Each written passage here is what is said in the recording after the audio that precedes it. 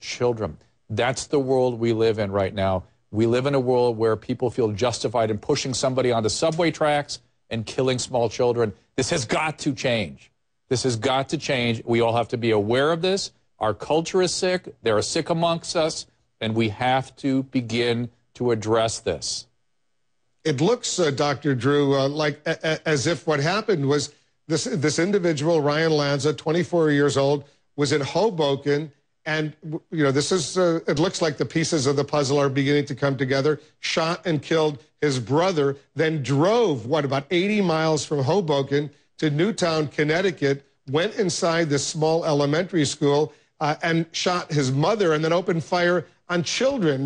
This is something you can imagine driving from Hoboken to Newtown, Connecticut, thinking about what he is about to do. He was well armed. He had assault weapons. He had a lot of ammunition. And he's obviously dead, so we're not going to get his side of the story unless he leaves some sort of evidence, a note or something to give us an indication. His side really doesn't matter. This sort of purposeful, goal-directed, rageful action, people talk about it as evil. This is truly in that zone. This is psychopathy. And there must have been evidence that this was a problematic person long before. And I'm saying now we have to help people help them. We have to prevent people from doing these things. We have to break down parents' denials who don't want to admit that their kid may have tendencies in this direction. We must take action before something horrible like this happens.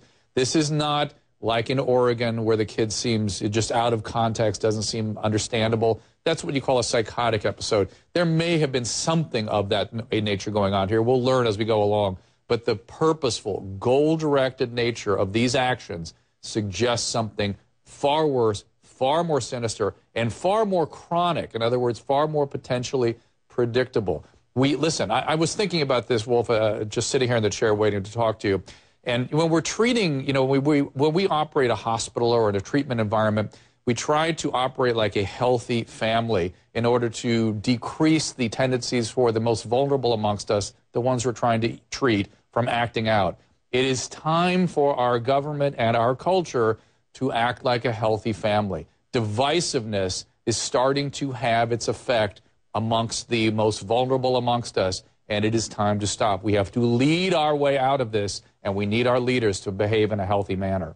We're awaiting, Dr. Drew, the governor of Connecticut, Daniel Malloy. He's been inside that firehouse meeting with parents whose kids were killed today, first graders, second graders, third graders, and he's about to make a statement there. He's walking up to the microphones momentarily, we're told. We will hear what he has to say. But what I'm interested in, you're telling us, and maybe you'll tell us after we hear from the governor, what do parents tell their children tonight? Because this is, these kinds of incidents, how do you explain what happened here? Right. Feel free to interrupt me if the governor starts speaking. Dr. Drew, but the fact is, we have to begin to operate healthy within our families, within our communities, within our states, within our government. We have to start in our families and helping kids understand that they're loved, they're in a stable environment, we are committed to them, and then we have to be committed to them, we have to be parents, and that they are safe. Sometimes you may, depending on the age of the child, maybe that child will want to take action. They'll want to take self-defense classes. They'll want to do something where they can feel like they're in control of their environment. But fundamentally, the safety and security and the commitment to the family needs to be reassured. It's the holiday season. We need to let the kids have their holiday season. But I'm telling you, we need to operate on the macro level as well as on the individual family level. We, as parents, need to take a page from our leaders. All right, hold on, our Dr. leaders Drew. need to bring us together. Let's see what they have to say. Earlier today, a tragedy of unspeakable terms played itself out in this community. Lieutenant Governor and I have been spoken to in an attempt that we might be prepared for something like this playing itself out in our state. You can never be prepared for this kind of incident. What has happened, what has transpired at that school building will leave a mark on this community and every family impacted. I only ask that all of our fellow citizens here in the United States and around the world who have already offered their assistance. Remember all of the victims in their prayers. To all of you in the media, we will do our best to keep you as informed as we can. After I'm done speaking, a representative of the state police will speak to you and give you some additional information. Earlier today, a number of our citizens, beautiful children, had their life taken away from them, as well as adults whose responsibility it was to educate and supervise those children. The perpetrator of the crime is dead, as is an individual who the perpetrator lived with. With that, I'm going to turn it over to Paul Vance, who will answer or will give you some additional information, and then later in the day, perhaps we'll speak again. Again, I think on behalf of the people of the state of Connecticut, we extend our condolences, as I have at the firehouse, to the parents of these children, as well as the adults that are there. I want to thank the president, who has been on the phone with us today for his statement released to you a little while ago, as well as the statements he made to me much earlier today as the hours race by. And with that, I should also say that there are a number of public officials, including the First Select Woman, who has been on site throughout the day. We have state representatives, state senator, other select people who are here. We have the superintendent of schools who has done wonderful work in helping us get the information necessary to begin the processes that will be ongoing for a number of hours in advance. I want to thank Senator Blumenthal and Senator-elect Murphy for also joining us. With that, I'm going to absent myself. Mr. Vance will come forward and speak to you. Thank you very much.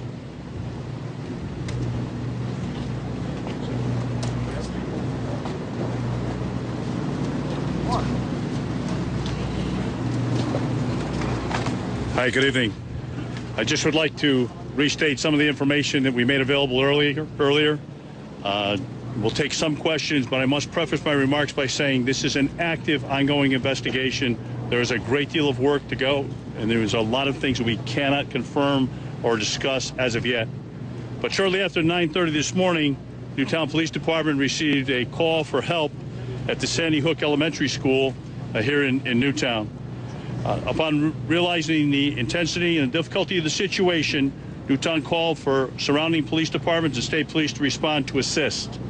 Upon arrival of law enforcement officers at the school, they immediately entered the school as we knew this was an potential active shooter situation.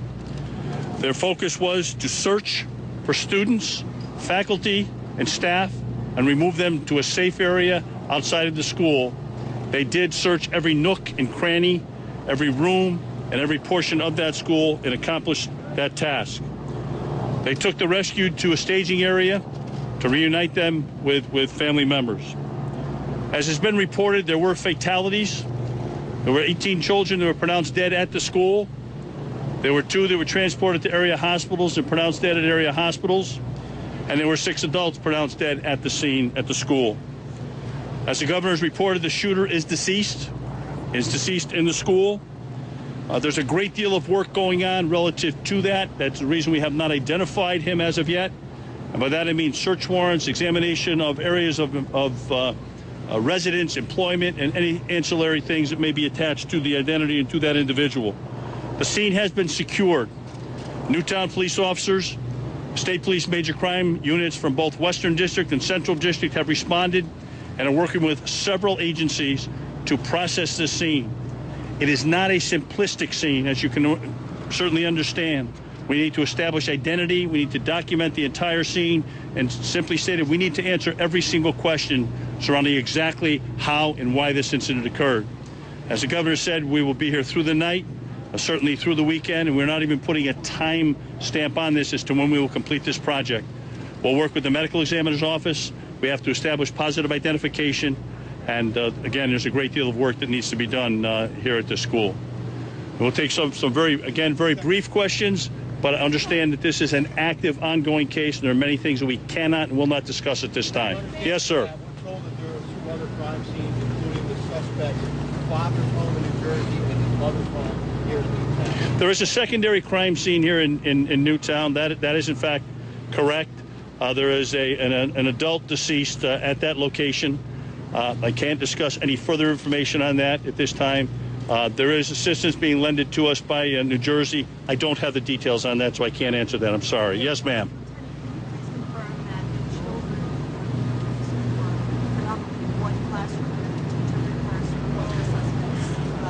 Okay, I can simply state that the information that we have right now that we want to publicize that the shootings did take place in one section of the school in 2 rooms. Okay, one section in 2 rooms. That's as much as we want to go in right now as far as location. Our personnel are documenting that entire scene, and we'll have literally everything mapped out in the final report and final information. We'll present the answers to those questions. But right now, I don't have any more detail than that. Okay? You had a question, sir. Someone? Right now, there is one shooter, but again, we're still looking at every ancillary fact and circumstance related to the deceased shooter at the scene. Yes, sir. No, I don't have that information. I'm sorry. To be determined. I don't have the answer to that question either. The next step will be the medical examiner's office will certainly assist us in answering a lot of those questions, the manner and cause of death of all of the deceased. That's it. 26 deceased. One injury. One person was injured. Yes. I'm sorry? They were in one section or one area of the school. That's the best I can do on that answer. I don't know specifically how many rooms were involved. I was told that there were 2, but in one section of the school building. Everyone was in that same section of the building. Not to be determined, sir. A section of the building is as far as we want to go. We did not. We did not. That's to be determined once the postmortem examinations are complete. Does 26 include the shooter as well? I'm sorry? Does 26 include the shooter? 20 children, 6 adults, and the shooter. 27 total. That's correct. 20 children and the one at the house. That's just at the school. That's correct. That's at the school itself. And then there's one more that we just said at a secondary crime scene. There's a deceased adult at the secondary crime scene. Yes, ma'am. To be determined. That's really something that our investigators are going to have to look at thoroughly and completely, and that'll take some time to try and answer that question. We haven't established any of that, ma'am. We have not made any positive identifications. We're working on that. There's some preliminary identifications have been made, but we have, as I said, a great deal of work. That's one thing we have to do is establish positive identification on all the deceased, and that's a time-consuming process. Lieutenant, do we know the ages of the victims? The ages, the age range? I don't. No, I don't. This is a K-4 elementary school. Okay. When police went into the school, were there still shots being fired at that time? That I don't know. I don't know the time sequence, and that'll be something that we will provide you. What I'd like to do is, no, we did not. What I'd like to do then is tell you that this is a briefing. We'll be back in 60 minutes. Myself and Lieutenant from Newtown will be back in 60 minutes. We'll see if there's any more detail. I've got some of the questions that you've posed. I'll see if I can get some more answers to provide you with information, and that will be just about 20 to 5, quarter to 5. That I don't know. It's 20 children, 6 adults at the shooter. Is that correct? 20 children, 6 adults in the facility, plus the shooter. That's 27, and then a secondary scene with an additional adult victim at that secondary scene. 28. Okay. 28. Okay. You said quarter to 5? Yeah, about 20 up, quarter to 5 will be. Do you have an age range on the children? I do not. I do not. That's one thing about the families. They don't want to talk about it. Yeah. One thing I would like to say is that we've been meeting with all of the family members. It's a very, very difficult scene for the family members, for all the responding first responders. It's a tragedy. It's a tragic scene. We've been asked by the family members to ask the members of the press to respect their privacy and to please leave them alone at this time.